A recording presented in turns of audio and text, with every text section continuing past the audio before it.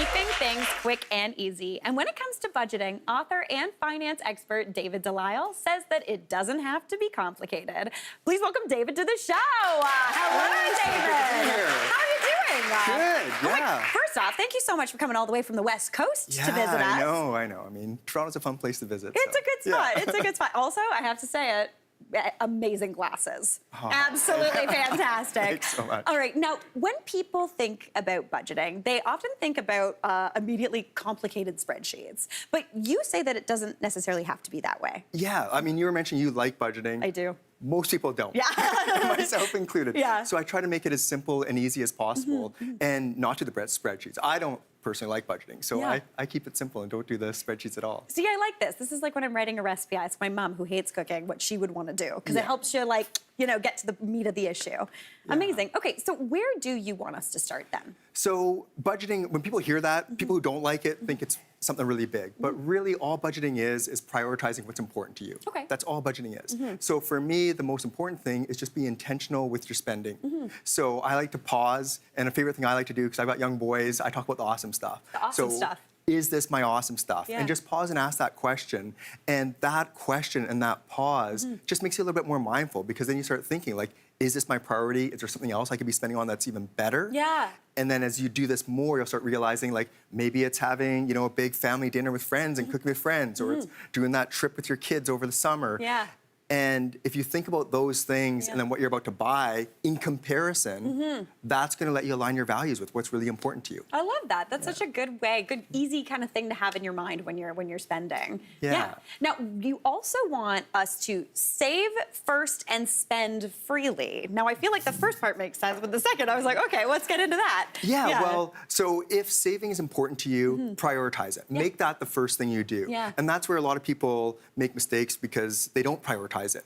You make it like save first, you make it super easy, it's done, it's out of the way, especially if you have a savings rate of 10 to 20%, then you're already looking after your financial future, you already have the savings, and the rest, the spend freely, there's so much shame around spending, and I'm trying to eliminate that. Like if you've got healthy habits and you're already prioritizing saving, the freely spending, you can do that and not feel guilty about it, not feel guilty about what you're buying or spending. Yeah, you've already earmarked the money that you're going to need later. So anything kind of, if you have anything extra, then you can spend it. Exactly. Yeah, and I noticed that even with my boys, like the one for sure, I could feel his guilt when he buys stuff, because that's what we do. We shame our spenders. Yeah. Whereas I'd rather empower them and set up the saving first, and you're good. Okay, you're good to go. I love that. Now, you also want us to track the big stuff and ignore the small stuff. And this is, I feel like, a little, some people go with this way, but why do you suggest that? Yeah, so again, like those first few things, that's what I like to do, because I like it really easy, really simple, and that's almost all I do. Yeah.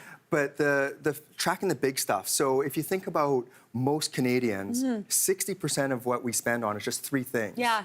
You know, 30% on our housing, 15% on our food, 15% on our travel, like our cars and auto, and that's 60% of our budget, just those three things. So instead of worrying about every cup of coffee and every little thing and small item, if you can figure out those three things and really manage the spending around that, it's gonna have much bigger impact than anything else you can do. Totally, I love that. Now, for someone who maybe that doesn't work for, you also have a thing called the 50-30-20 rule. So what is that? So it's just an easy ratio. So as a baseline, if you're thinking about your entire budget and where you're spending money and how it's being allocated, 50% towards the necessities, 30% towards fun, which we all like, and then 20% towards savings. That's a good sort of rule of thumb to know, like, if you're in line and your ratios are looking good. Yeah. And if they're off, then just sort of realign and find out how you can bring it back into that alignment. That's fantastic. Now, one thing, I feel like this is something that's kind of fallen out of fashion, but you say if you can, and if this works for you, pay with cash.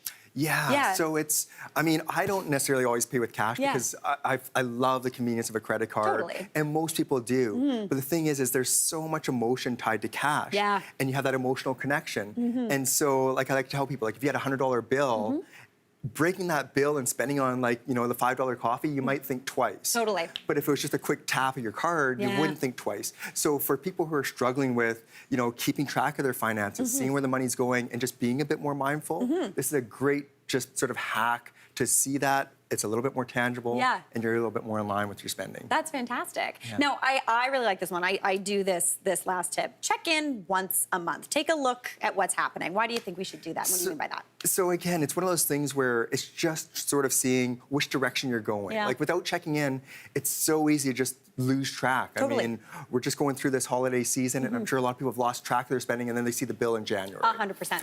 And this just allows you to see, like, am I going in a positive direction or a negative direction? Am I Yeah. spending more than I'm earning? Yeah. Just, you know, you don't have to do it to the, to the penny. Yeah. But just knowing broad strokes, where are you at? Is your finances, are they getting out of control? Yeah. Are they in control? And then also reevaluating, like, what did you spend money on? Is it stuff that brought you joy? And that's back to that, mindfulness and pausing. Like, That awesome stuff. the awesome stuff. Yeah, I love that. The awesome stuff is Yeah. fantastic. David, thank you so much for being here. Thanks That was so much. great. It's so great Really, to really lovely Thank meeting you. Hey, Mary here. What did you think? Drop your comments below and don't forget to like and subscribe for more of the good stuff.